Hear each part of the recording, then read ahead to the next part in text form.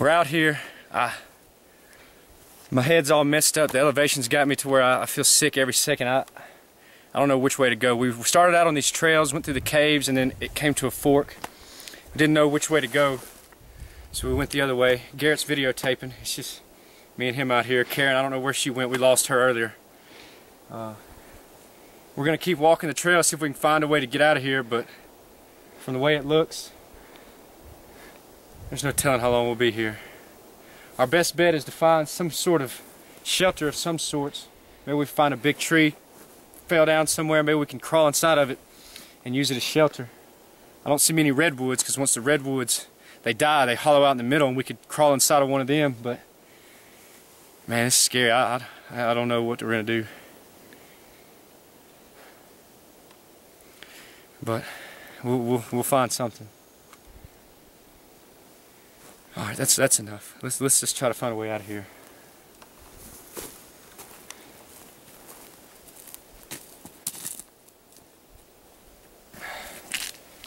We've been lost out here for at least about, I think it's like 36 minutes now. And we came out of the caves and it comes up and it splits off, and you got to figure out which. Well, I can't read Spanish, so one of the signs was in Spanish, and so I asked Dylan, and he didn't do very well in high school either, so we kind of picked away, and we're out here and we're getting hungry, and you know, not knowing the proper thing to eat. You know, I see they have a couple of berries on this tree, but if you've ever seen that movie, that guy ate those berries and he died, so I'm not going to eat any berries. But I did watch, you know, some of our close cousins. I think in Louisiana we call them the squirrel. And I watch and study these creatures and how they adjust to their living environment. And so I noticed this, like, okay, when you're in the wilderness, you know, do as the natives do. So I'm channeling like my inner squirrel here, because I have been referred to as Squirrel Man at some point. So I'm going to I found it here.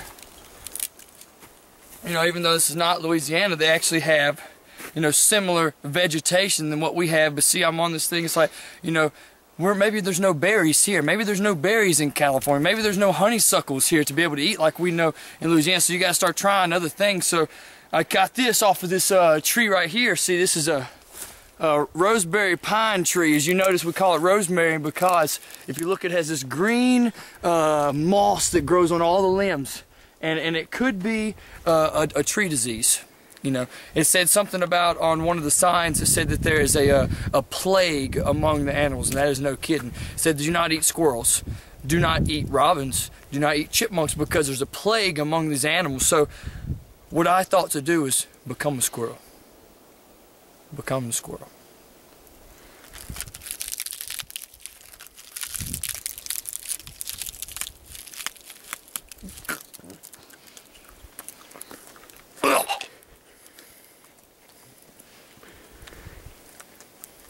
How is it? Here, I need some too. I won't make you do it by yourself.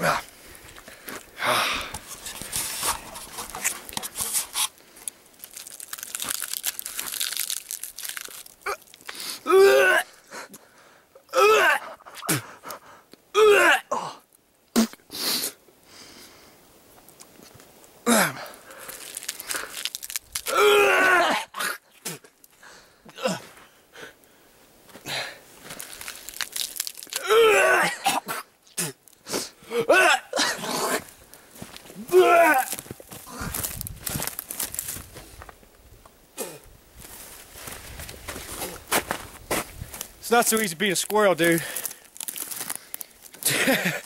Let's get out of here. We've come across something here.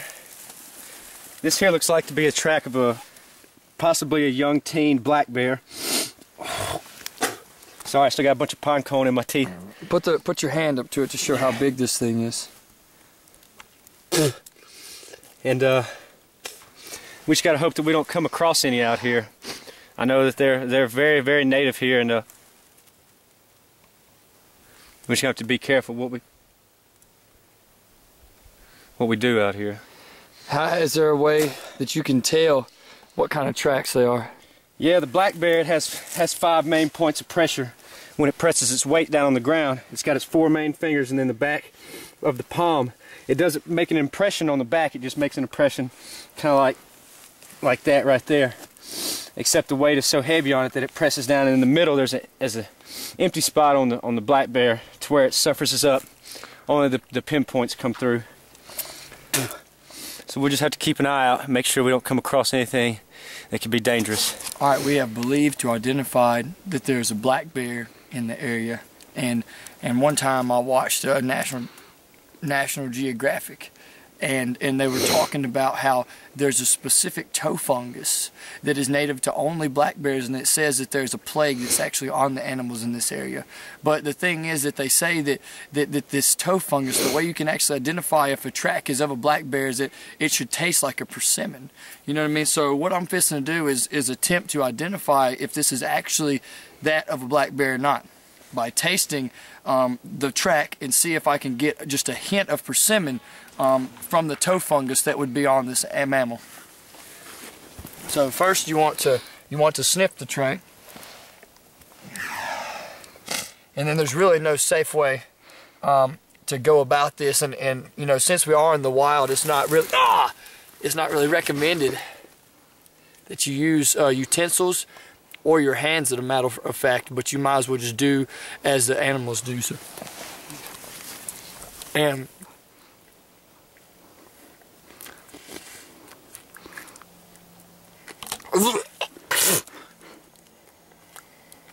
it tastes nothing like a persimmon, so it's possible that there's another animal that actually made this footprint.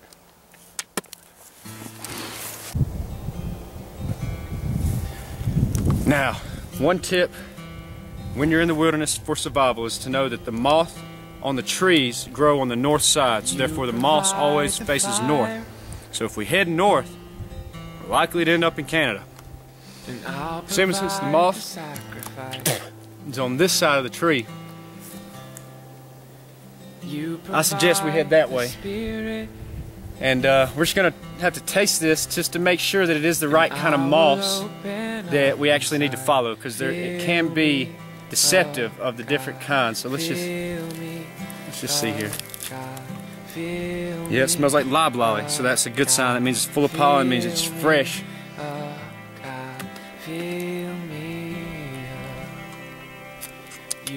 Yes, this is actually good green moss. We can use this actually as fire starter and as warmth. So we can actually go through this forest and peel off all of the moss and use it as a blanket of some sorts. So I say we go off this and we follow it. This tree here, very rare, is the only tree of its kind in this forest. There's only about 119 of these exact trees left in California. This here is called the Great White Oak, and it looks red, but it's really white underneath the bark, you know. But the bark is so tough you can't pull it off to see what's underneath it.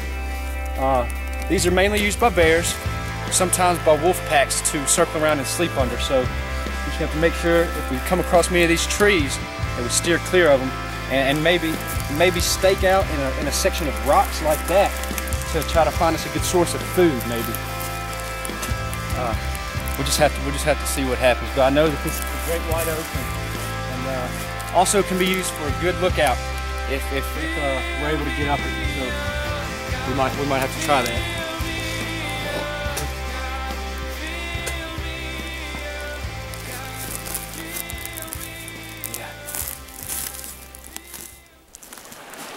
All right, well, I found it to the creek here. It's the source of water. I'm about to give me something to drink, and maybe that'll help.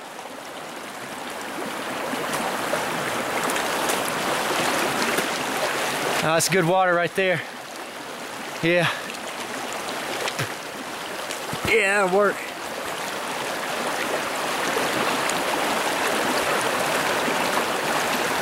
You ready to do this, man? Did you just pee in there? Huh? You ready to shoot this thing? Yeah. Wait, were you just peeing in there? Why? I was drinking that. Really? Yes. Oh my God. Smell my hand. Oh my. Oh man, get this all here. Oh. Whew, and I thought I was prepared for mountain hiking. Oh, you never be too prepared. You gotta train constantly for this.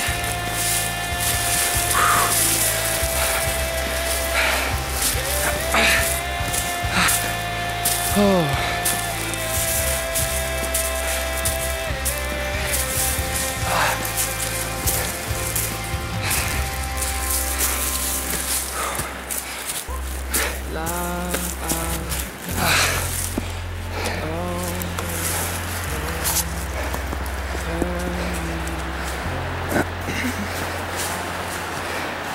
So, it seems that we have found a good place to provide shelter for the night, for the day as well.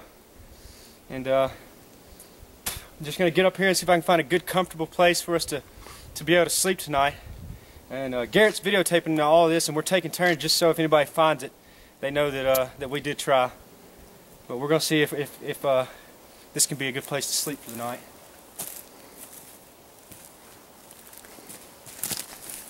Yeah. Up in here there's a small crevice, so we should be able to climb into these. There's one here and there's one right on the other side, so we should be able to lay inside of there to stay out of the elements.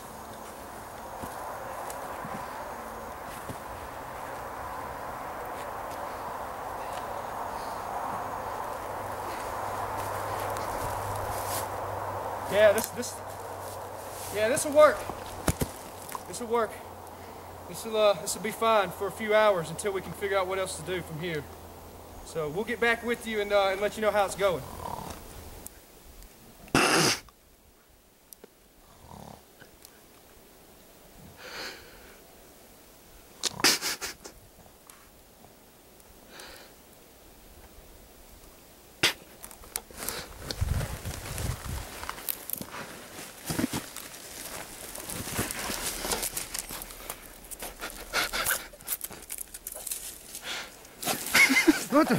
What was that? What are you doing? Oh man!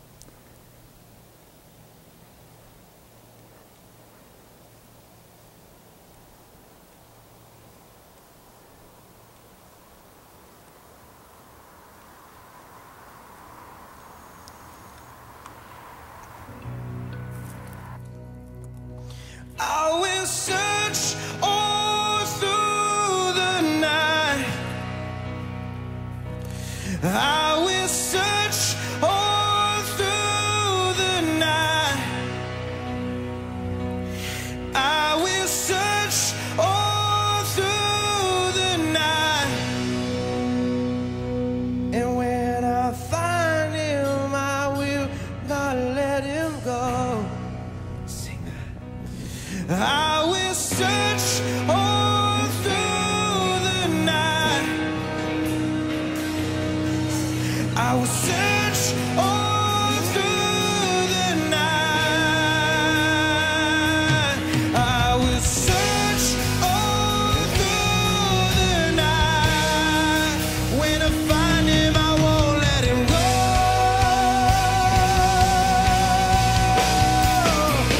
Come and awaken love.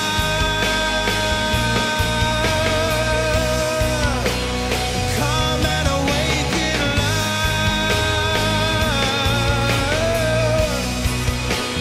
Come and awaken love.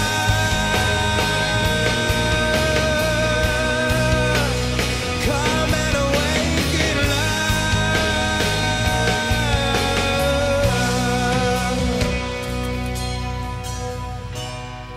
I am dark but lovely.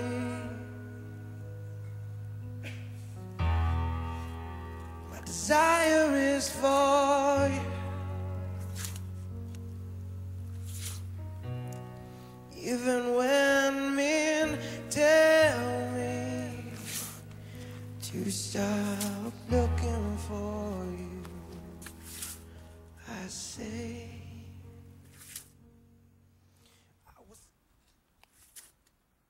Here we are on the edge of Mount Midoriana.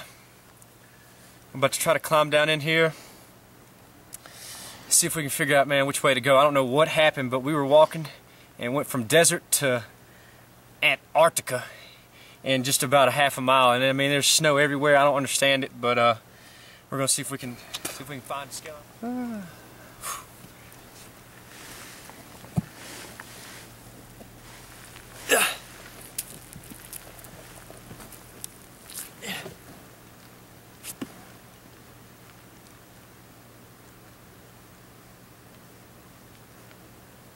Alright.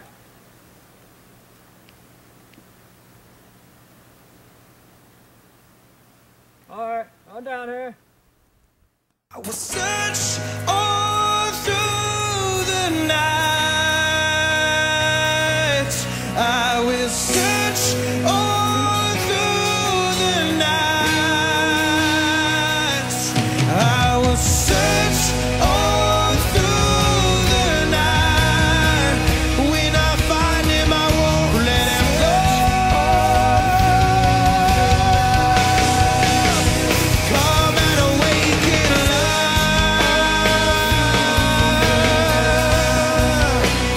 Come and awaken love.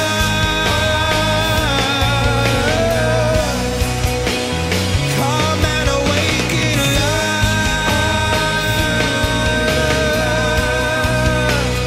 Come and awaken love. Awaken love.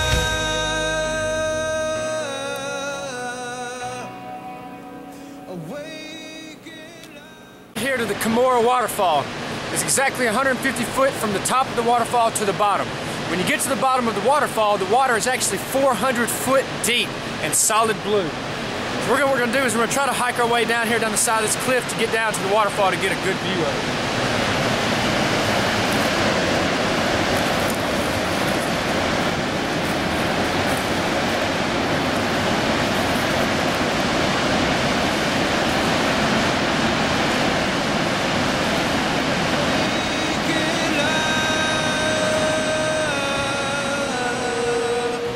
Asking, awaken love.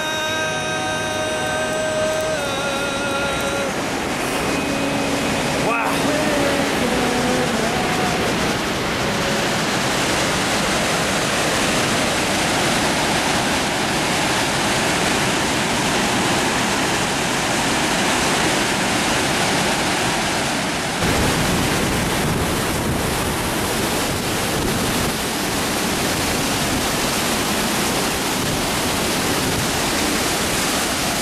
Alright, so we've made it down to the bottom of the fall here. Like I say, the water goes down to 400 foot deep there, so you can definitely a good spot to go cliff jumping. The waterfall's been here for over 6,000 years. Discovered by Christopher Columbus. They sailed right off the side of it. That's what actually killed every single one of them. Yep, Mississippi River is very dangerous. Beautiful. Salmon gathered by the millions here. Alaskan trout. Oh my goodness, man. It's one of the best places in the world to fish. You're gonna drink some of this water and see how fresh it tastes. It's freezing. It's like below 5 degrees. It's really good though. Very, very cold. Coldest water I've ever had. It comes directly from Alaska. So you know during that travel it's got to get down to below negative 40 degrees. By the time it gets here, it's usually leveled out to about 120 degrees Celsius. Just amazing, amazing thing to be a part of, bear witness to. Only 1,100 people have tried to come here. Only 7 have came back out. So there's a lot of history here. You see over there, that's actually the tomb of the walking man and the barefoot son. 2 people were killed on this dangerous trek, and yeah, they got the tomb set up over there. We'll go pay tribute to them here in a minute. Right now, we're just gonna take it all in and just really enjoy the beauty of this thing.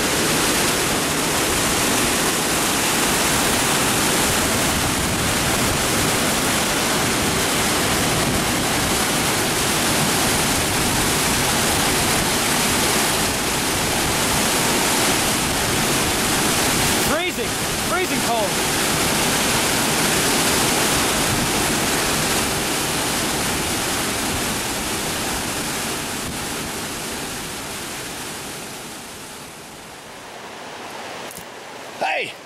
Man, this here is pretty crazy. See this moss that covers these rocks here is part of the great Uyami tribe. Been here for thousands and thousands of years. This is actually their sacred holy place. It goes up to almost over 150 foot tall, straight up like this, with loose rocks everywhere. The moss actually is poisonous to the taste, but not to the touch. But there are pricklies all over this stuff, so if you touch it too hard, it will definitely cause you to cut and bleed. But rumor has it, the entire tribe of 12 were buried here once they were all extinct. So that's why it's considered their holy ground. That's why also the green moss grows so flourishly, because of the dead nutrients from the human bodies that supply the rocks the life they need. We've ascended to the bottom of the falls.